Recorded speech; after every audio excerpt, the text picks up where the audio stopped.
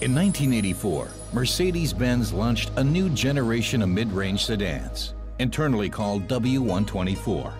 今時今日你要揾架 E-Class 快過911有幾難啊？但係上世紀嘅90年代呢個何止係天方夜譚啊，簡直 Mission Impossible 啊！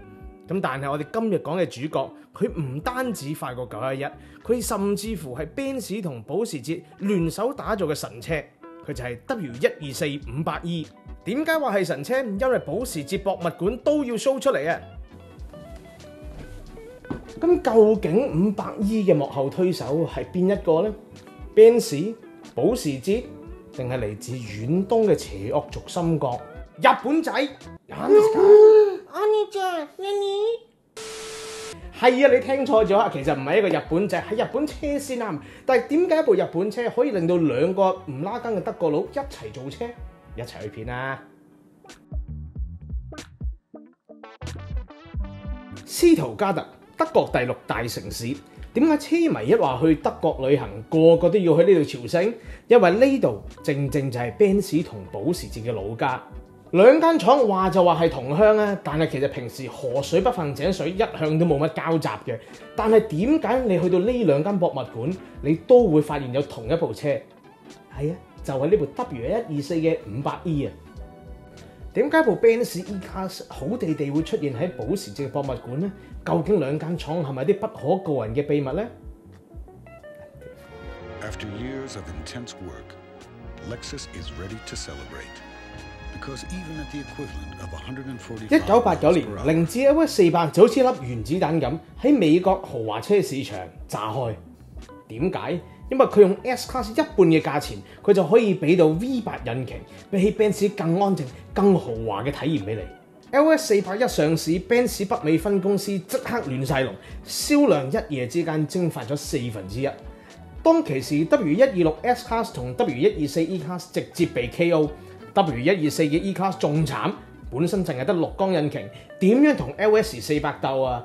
於是乎 Benz 嘅北美分部就係咁寫請願信翻斯圖加特，求下佢哋賜我一副 V8 引擎啦！如果再唔俾，我哋就冚包散啦！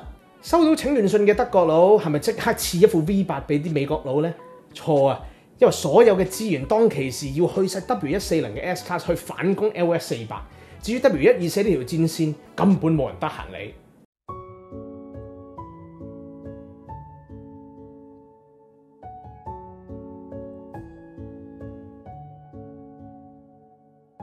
呢個時候 Benz 突然間靈機一觸，佢哋醒起係隔離咪保時捷咯。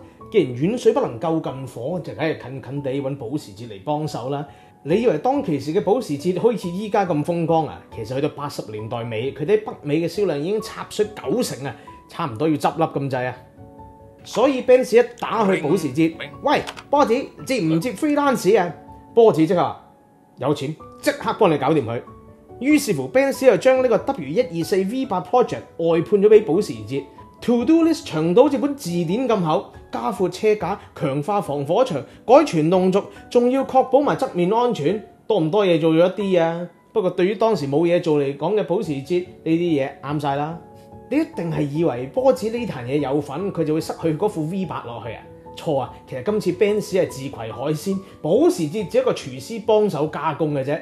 真真正正要塞嘅係當年 R129 嗰副 M119， 咁啊塞副 4.2 V86 嘅 E-Class 度，呢一個 W124 就順理成章變咗做400E啦。點解明明 4.2 都要叫400？方便你啊同架 LS400 對冚嘅時候留意到佢啊嘛。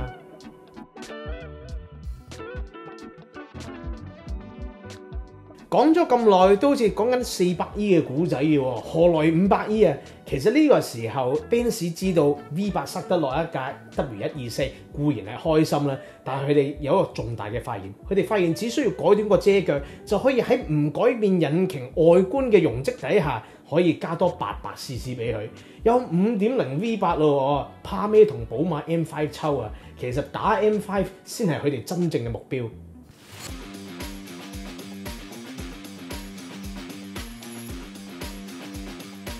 相比起400E、500E 嘅改動，先係真正嘅戲肉啊！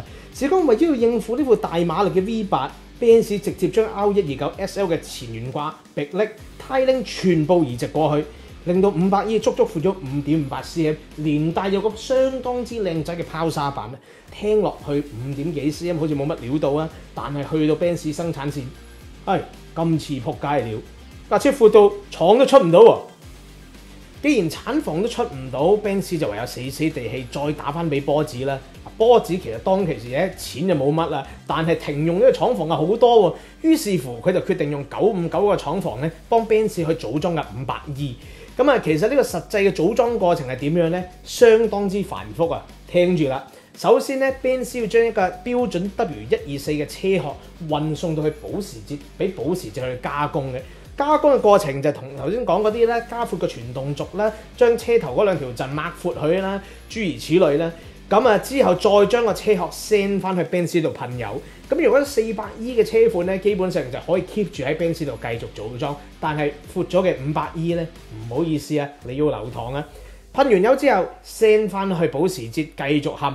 咁啊 Benz 又會寄啲引擎啊、波箱啊、底膽啊一齊去到保時捷嗰度完成組裝。好啦，冚好咗架車之後，係咪直接喺保時捷度發貨呢？錯啊，又要寄翻去 Benz 嗰度做 QC， 咁樣先至叫做完成一架 500E 嘅組裝過程。聽落去咁複雜嘅組裝流程，究竟用咗幾多日呢？係足足18日啊！對比起一架可能冚1、2日嘅普通 W124 呢，個價錢就自不然係叭叭聲咁上啦。所以喺90年代，一架全新嘅 500E 喺美國咧，當年啊都要賣89000美金，相當於而家嘅一架賓利嘅價錢。比起當其時嘅 M5 咧，都要貴3成半。咁啊，至於你話值唔值，多唔多人幫襯咧，都 OK 嘅喎，都有萬零人埋咗單。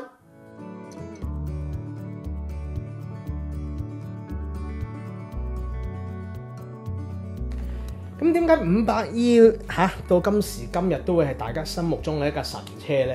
其實我覺得嗰款 M1 195.0 V8 咧，只係其次。我覺得更重要嘅係嗰個精神啊，因為唔似得今時今日所有車都要睇會計師頭。喺80、90年代嘅德國車，基本上係工程師話晒事，佢哋可以不計成本，兩間廠攜手合作去做一架車。打嘅 market 其實係可能好細，但係為嘅就係一啖氣。正正就係呢種精神係好值得大家去敬重同埋去仰慕。咁啊，其實咧你去兩間博物館咧，真係各間廠都有佢哋自己嘅説法。去到保時捷嘅時候，佢哋就話：係我哋出手幫 Benz 啊，佢哋先搞得掂。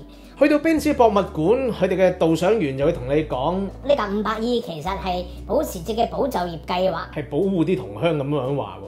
繼又話，若果唔係 Lexus 當年有部 LS400呢啲咁革命性嘅新車出嚟，都未必會逼到 Benz 將一副 V8 塞落嘅 W124 身上。呢個故事就説明咗，其實往往有競爭先至有進步。好多時呢啲咁嘅佳作同暗瘡一樣，都要用極大嘅壓力先會逼到佢出嚟。觀眾們，唔知你係覺得 Benz 救咗波子，定係波子救咗 Benz，定係 LS400 間接催生咗 500E 嘅出現呢？歡迎留言話俾我哋知啊！如果你想睇類似嘅題材啊，有咩車款想睇，都留言俾我哋知啊！如果覺得好睇嘅 ，like 同 subscribe 嚇，得閒就上埋 Flower Store 買2件 T 恤支持下啦，係咁先。除咗 like 同 subscribe， 就當然仲有撳埋個鐘仔添啦！喂，仲要記得 share 埋俾朋友喎。